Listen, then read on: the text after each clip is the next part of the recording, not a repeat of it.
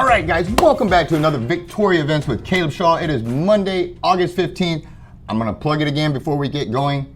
Going Hot Podcast with Caleb Shaw, Facebook, YouTube, Instagram, all that good stuff. For the video versions, audio versions are available now on Spotify, Amazon Music, all the places they do the podcast stuff. So go check that out. Two episodes are out. Jared Shaw from Boozer and the Terminalist, episode 1. Episode 2 has author Jack Carr, New York Times best-selling author of The Terminal List. Both Navy SEALs, both joined us. It was 2 great episodes. Make sure you check those out. Now, I have some really important guests for today. As you can tell, I've got an all-star panel up here, and I would like for them, if you wouldn't mind, young lady, please tell me your name and who you're here with. I'm Mariel, and I'm with AHG. Outstanding. What is your name, young lady? Annabel.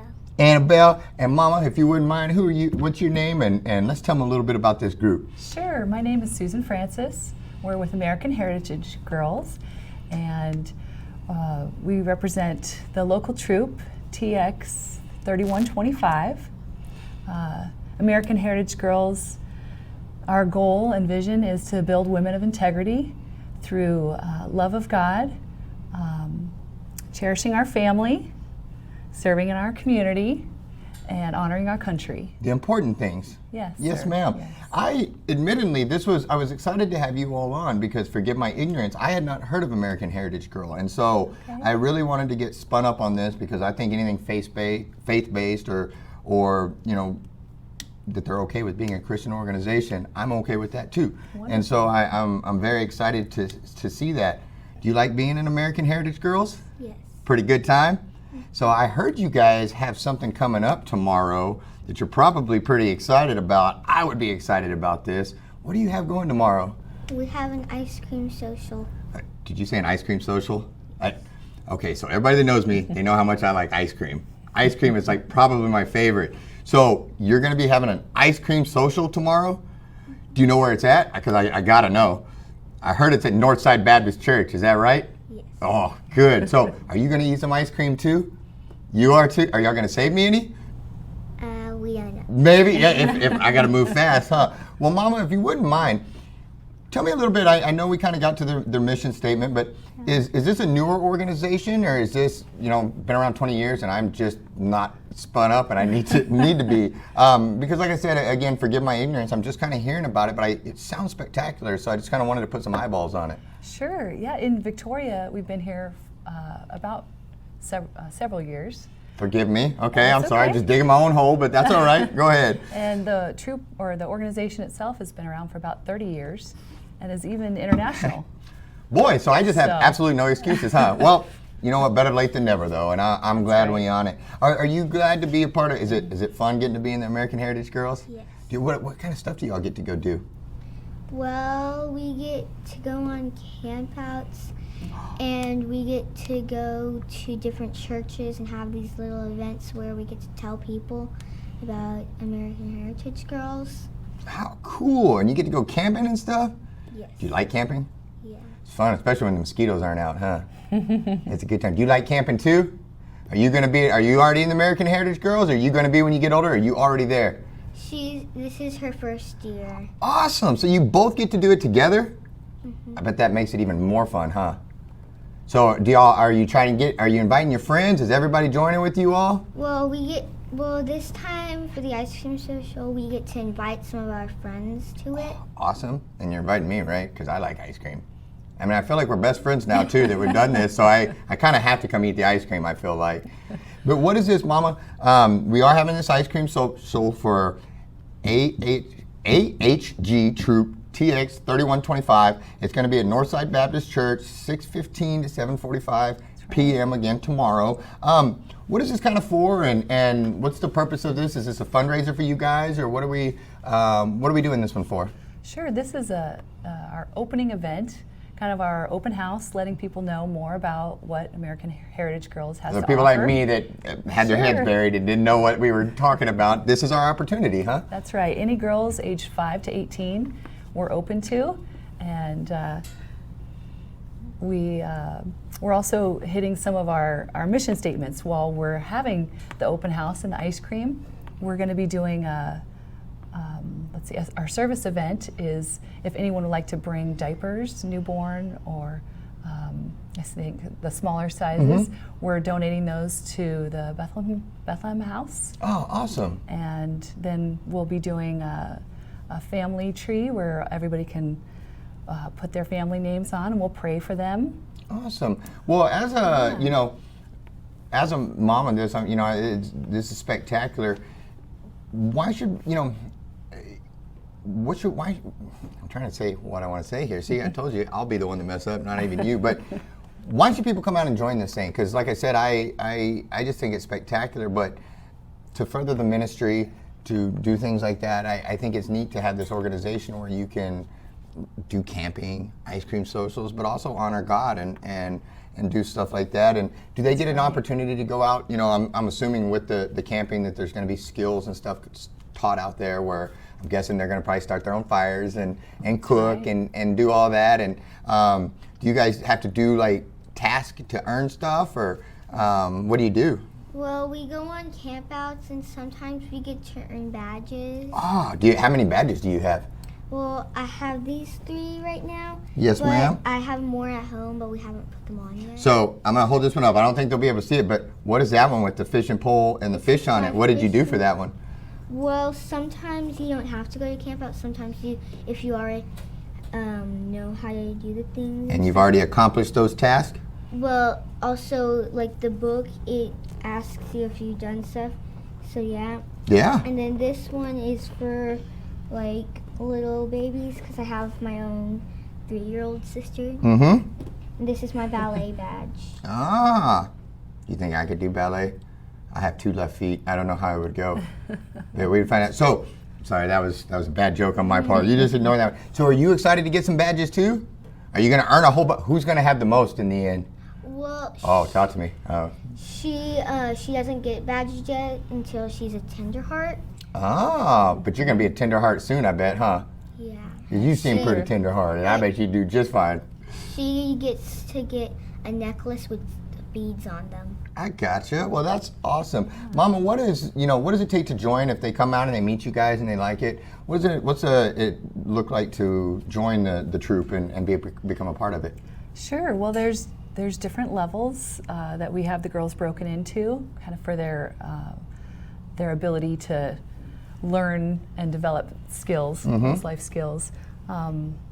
You need to be willing to meet new people, and there's some costs associated with Yes, ma'am. joining the troop. And we all get uniforms and have a book that helps you guide yourself through growing emotionally, socially, and through the skills. Gotcha. Well, I think this is just the coolest thing. What am I forgetting to tell people? This is Troop Shepherd, Unit Leader Pathfinders. What am I forgetting to tell people? Well, we got Explorers. You got Explorers, The yeah? different levels, I guess we could tell. Yeah, what are the We different got- levels? And we got Starts with Pathfinders. Tenderhearts, Explorers, then Pioneers and Patriots, but Yeah. they go together, so we call them Pipas. That's pretty good. Good job. You guys are awesome. Well, ladies, thank you so much. I had a ton of fun today. I'm really excited for your social. Save me a little ice cream. I like ice cream a lot. So, but thank you for what you're doing. Thank you for honoring God, and thank you for helping the community. I think that's really neat. Do you want to tell them? Let's take a word from our sponsor, and we'll be right back. Tell them. Say, take a word from our sponsor. We'll be right back. Take a word from our sponsor, we'll be right back. Be right back.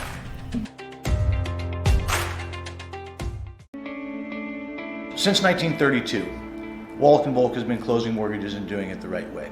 The reason why the Volks opened up a bank at the height of the Great Depression was because the bank needed to be opened at the height of the Great Depression. And it was good for the community at that time. A lot of the banks were going under. In order to keep that community sound and stable, it was something that they did. I think that says something about who Wallach & Volk was 85 years ago.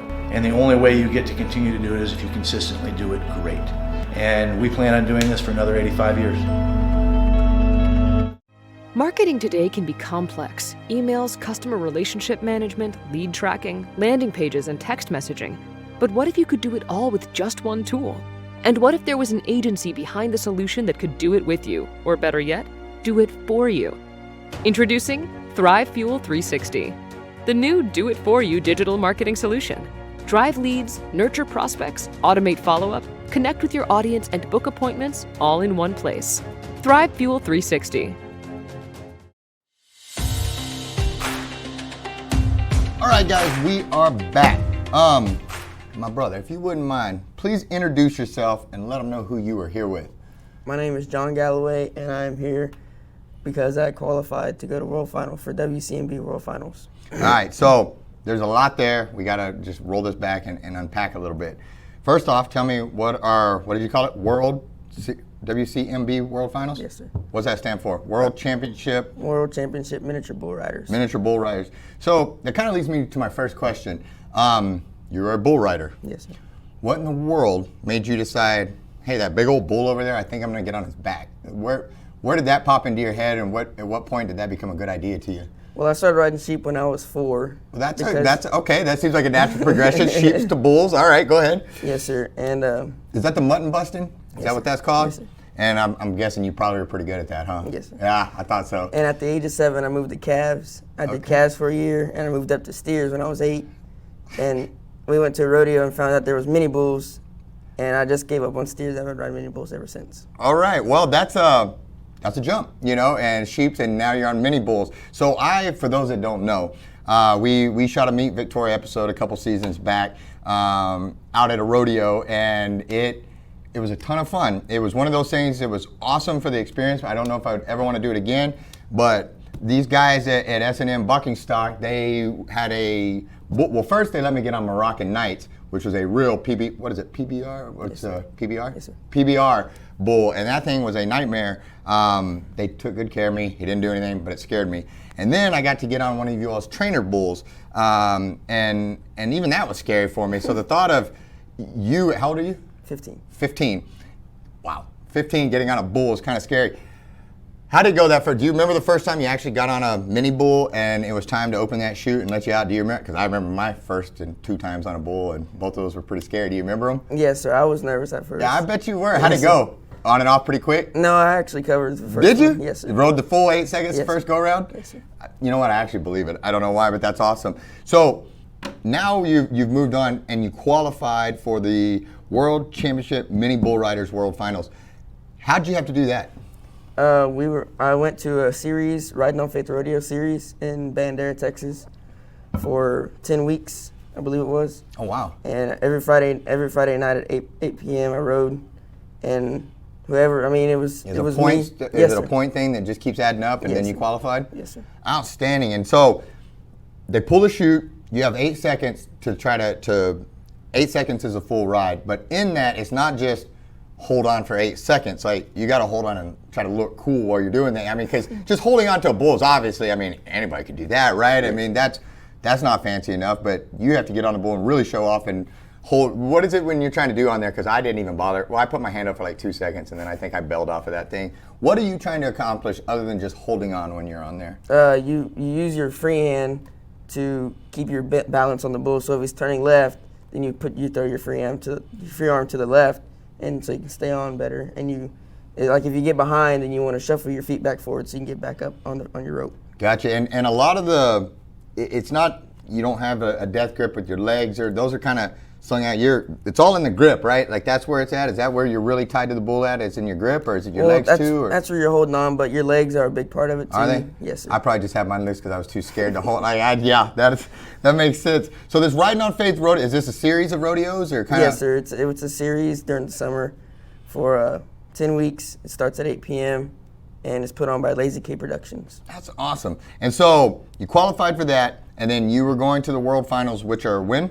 October 3rd to the 9th. Outstanding. Where's that at? Mesquite, Texas. Mesquite, Texas. Now, there's also, from what you guys, in addition to that, S&M Bucking Stock is also trying to help some others reach their goals too with another event coming up. Yes. Can you tell me a little bit about that? We're having a bull riding in Cuero, Texas for kids that haven't qualified to go yet.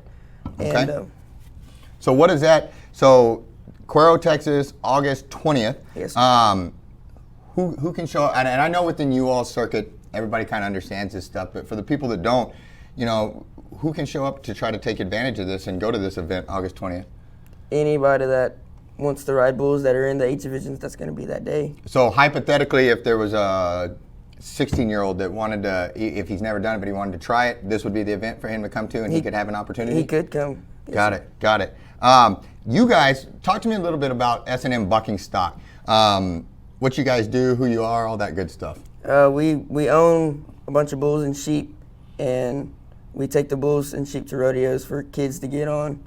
And like me, the Bandera rodeos, the Riding on Faith rodeos, we took our bulls there, and that's where I qualified. I qualified on our own bulls. Oh, that's cool. And so, and with these bulls, there's a lot of the stuff that I learned that I had just no idea about is, for lack of better terms, there's the trainer bulls, but they're trained because you guys have put in enormous amounts of time working with them. Yes, sir. to get them. And I forget the name of the bull that I got on, the older one, but your dad didn't even have to use the leash or whatever it's called on. I mean, the thing just did what it was supposed to, and I was the only one scared of that whole equation. It was just another day at the office for him. But what do y'all, say I lived out there by you guys, and I've always thought about this. What's the first step? Like if this crazy kid jumping on a bull, man, it sounds cool, I want to join him. What would I do? You could go to like a practice pen and get on like trainer bulls like you got on, and you work your way up from there. And you guys wouldn't just throw me, because you guys were very good with me about this, even though we were filming a show, but somebody shows up day one, you're not putting them on Moroccan nights and opening the chute and letting them out. It's going to be a learning process, and you guys take care of them, because you don't want to lose somebody to injury the first day or throw them in the deep end and they drown and then they can't come back and do it again. And so you guys, kind of like everything, there's progression, I'm guessing, where you start at the bottom and you slowly work them up. Is that kind of how it works? Yes, sir. How long is it before they actually get on a bull? Is this day one though? Do y'all just pick out a little baby one or something? Day one, we put them on like that trainer bull that you got on. Right. A couple of times, then we'll put them on just a little jump kicker. Is it just to kind of see if they truly want to go down this road or not? Because it sounds good on paper until you actually. Yeah, we have a lot of kids that, oh yeah, I want to do it, and they come and get on the bull. When it's time to open the gate, they start crying. Yeah, no, I don't want to do it. I was just close to crying myself. I know how that. Especially because I thought he was going to actually have it on a rope when the thing opened, and then he didn't, and I got really scared. And he was only a little trot, like barely trotted, and it still scared me. So I'm fascinated by the fact that you're so young and you're willing to ride these bulls, because I think it's wild. But what am I forgetting to tell people? Like, what's your favorite part of all this? Winning money. You know what? Works for me too. And as a young man, that's a pretty cool way to win you earn your stripes. It's a lot cooler than mowing yards. Yes. So what am I forgetting to tell people about this? I believe we're done. We got everything. Now, you guys, for the August 20th in the S&M Bucking Stock event, August 20th in Cuero, you guys are still taking sponsors if anybody in the community wants to get out there, all that kind of stuff. Are you, as far as your deal, do you need sponsors? How does that work for you? Is this something, because I know older bull riders, they get sponsorships and whatever. Does it work the same for you? Yes, sir. I can go out and go ask people if they would like to sponsor me to help me get to World Finals. Is what I'm looking for now. And gotcha. So can you use some sponsors right now? Yes, sir. Good deal. What does a sponsorship look like? Is it just hey man, we'd like to, they just pick a donation amount, we'd like to give you this to say thank you for your and sponsor you? Yes, sir. And then there's also like Cinch, the Cinch jeans and shirts.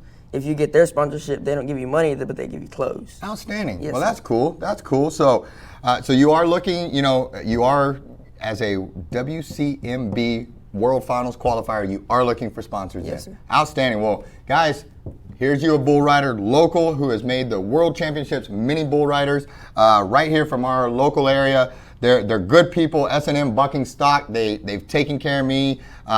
They take care of our youth out there. But they're also, this is a different world. It's a tough world, and they're still helping people to safely navigate it and grow in an extreme sport, man.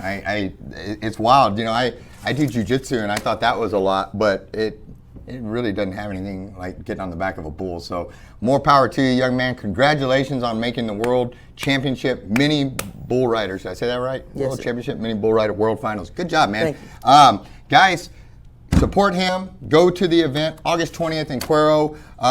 Let's take a break and let's come right back with Dorothy O'Connor and a four-legged friend.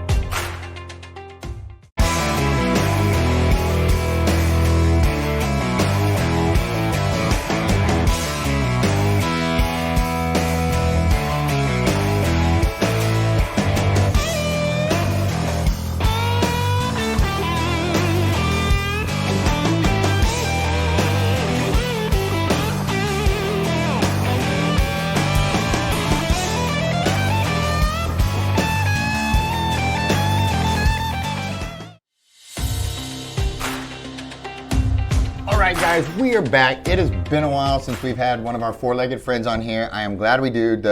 I love the music days. I love all the days, but the dog days and the music days are always my favorite. Lola, you've been such a good guest, waiting patiently to come on.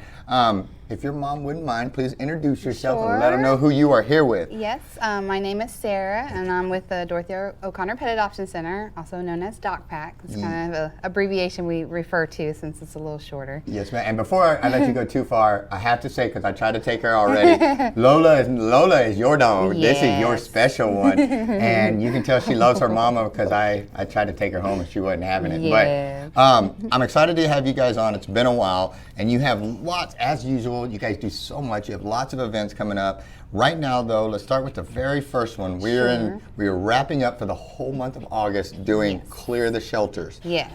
Let's start there. Tell me about that one. Sure. So Clear the Shelters is actually an annual nationwide pet adoption drive. It's spearheaded by NBC Universal Local. So they kind of team up with all the shelters around and just try to really encourage pet adoption and basically try to clear the shelters and get all the animals into loving homes. So since we are participating in that for the entire month of August, all adoptions are $50 off the adoption fee. Outstanding. Yeah. And just to be clear, you guys are basically never not full and at capacity. Correct, It's yes. that's one of the things that you guys and just all the shelters are always busting at the seams. Yes. And so something like this is just a great and well needed thing, and because it, like I said, we have way too many animals in shelters right now that need help, and so $50 off to get them. What does it typically look like? You know, if I show up out there, let's go with that during Clear the Shelters. I've never adopted a dog before, but I want to come out there. I'm a little overwhelmed. I'm nervous to walk in the door. Yeah. What does it look like? Well, you come on in, let us know you're here just to look at dogs. We have staff that will take you back and show you all of our available animals and answer any questions. And then if there's one that you specifically are interested in, we do have a separate room that you can go in and meet them one-on-one. Spend some time. Spend some time and just to see if it's a good match. So Now, when I go to meet one of these dogs, should I expect that dog to be 100% calm in his normal environment and just 100% take to me as he normally would any other time?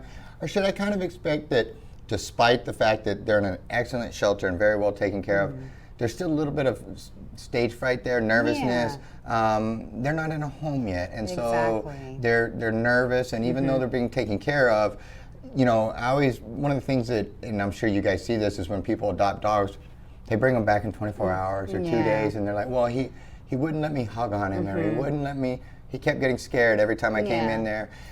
What do you all tell people about allowing them to, what's the word I'm looking for? To adjust. Yes. There you go. But typically shelters can be very stressful, especially for pets that are older. Sometimes we do get some that are owner surrendered, so they've been in a home, and to go into a shelter, it can be loud, new smells, you have strangers walking by, different animals all the time. So it is kind of an adjustment period just for them to get into the shelter.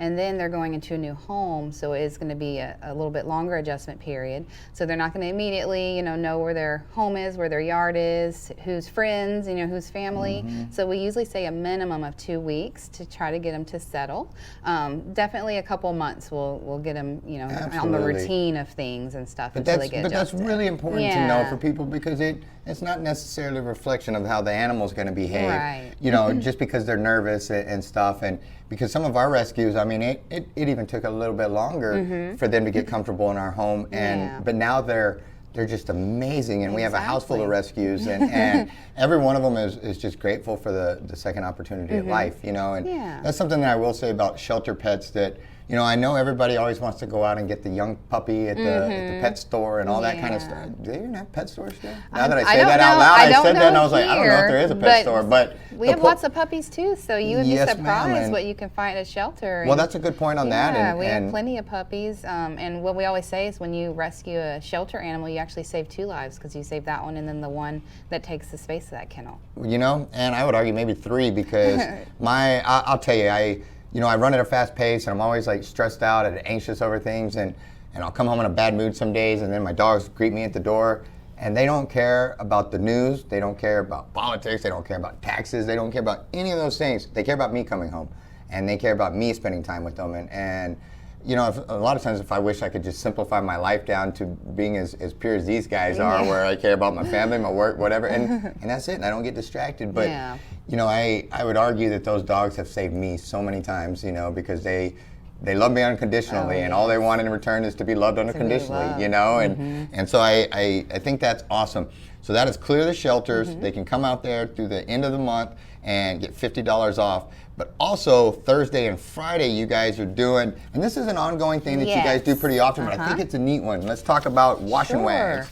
It's our Wash and Wag, so this is going to be just for dogs. We don't have something set up for cats yet. And basically it's a way to pamper. Yeah, I bet you don't. I just thought about that. I want to come over and watch you guys wash cats. We do have people ask me sometimes, but that would probably require a different type of setup just to, you know, with the stress Yeah, good luck with that one. Yeah, good luck with that one. But with this, it is basically we are raising funds, so it is a $25 donation to get your personal canine kind of pampered. So it's going to include a bath, ear wash, blow dry, and then we do a brush out and also a finishing spray. So it's not actual grooming, but it is a nice way to get them clean and, you know, ready for the weekend. We usually do it towards the end of a week. Every month. So we have coming up August 18th and 19th our Wash and Wag dates, and it is a appointment required. Okay. So you do, because we can only have so many a day. So if you call ahead of time and schedule, it's a morning drop off. You drop off anywhere between 7:30 and 10, and then you pick up that afternoon, and they're ready to go. It's just $25 donation. We can also do a nail trim for an additional $5. So it's kind of a good deal to get all that done. That's worth every dollar of me having to hold my dogs in headlocks to do that. And we shot an episode, a year ago or maybe even longer, of Meet Victoria out there, and that was the Wash and Wag was one of the things we helped at, and I you guys were way better at that than me. I just got put on permanent dog petting duty because I just like to pet them, and so I wasn't as proficient as you guys in the wash, so y'all handled all that, but it was still a lot of fun. Jumping over into September, it's still a little bit out, but I also wanted to touch on Low-Cost Vaccination Week. Talk to me about that one. Yes, and this has been really successful. We're just trying to get all the community's pets vaccinated at a lower cost, because that definitely ensures the health of the animal for our community. So coming up, our next one is going to be September 19th through September 23rd. That's a Monday through Friday, and it's our shelter hours 10 to 5 each day. There's no appointment needed. You come on in, let us know what services you want. We provide basic dog and cat vaccinations, even a heartworm test, microchip, nail trim, all at discounted cost. The only vaccination we're not able to do is the rabies, but we do provide the other ones at a low-cost service. And we just ask that your animals, you know, be non-aggressive, and then the cats need to be in a carrier so they're safely transported. Got it. Well, thank you for all that you guys do out there. You know, as many things as Victoria gets right, it always makes me sad how many rescue animals that we have and how our shelters are just always at capacity, and you know, one thing I would try to encourage the public is to get involved in this, because it's truly a reflection upon us, not the animals. You know, this is how we take care of ours, and these shelters, they work so hard to try to do this, but they can't work against the community. They have to work with the community, and the community has to work with them. You know, and from DOCPAC to animal control, you know, they all need help, and that help is us. You know, and that is spaying and neutering your pets, which is just a huge thing. There are, you know, if you can't afford that, there are things and programs out there that they will help you with. But guys, honestly, you know, Lola's okay. She ran a mile run this morning before, so she's tired. But the rest, you know, they need you guys, and for this to go on and to operate at the pace that they do, they need your help, because those shelters are never not full. Ever. And you know, and we need to help guys. And so what am I forgetting to tell them? Is there anything else that I skipped over or went right past? Well, if they want to take a look at our website, we do have photos of all of our currently available dogs and cats. Great. And it gets updated regularly. So it's just docpac.net, DOCPAC.net, and you can view all those, and you can even submit an online application for adoption through our website. Awesome. Now, what if, I didn't mean to cut you off. No, go ahead. What if I just can't have another dog because I have too many dogs? I won't say a number, but I have too many.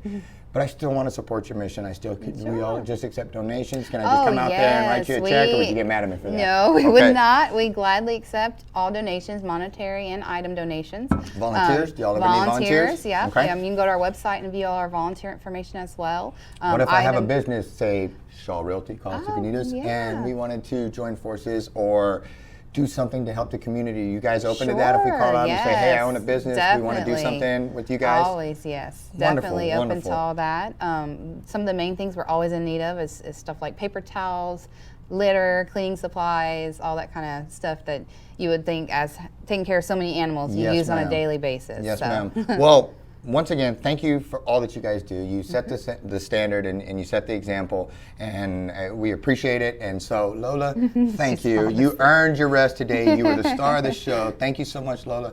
Guys, thank you so much for tuning in. Thank you to all of our wonderful guests, to our wonderful sponsors. We appreciate you. Check out the Going Hot podcast. And guys, we'll see you next week. Thanks so much for tuning in to Victoria Events with Caleb Shaw. Make sure you comment down below, like the post, share the post. It really helps the algorithms. If you haven't done so already, make sure you follow our page. If you're watching on YouTube, subscribe and hit that notification bell so you don't miss any episodes. And if you have an event coming on you want featured on Victoria Events, shoot us a message. We'd love to help you get the word out there. Lastly, make sure you support our sponsors. We could not do this show without them, so we're very grateful. Thanks so much, Victoria, and we'll see you at the next one.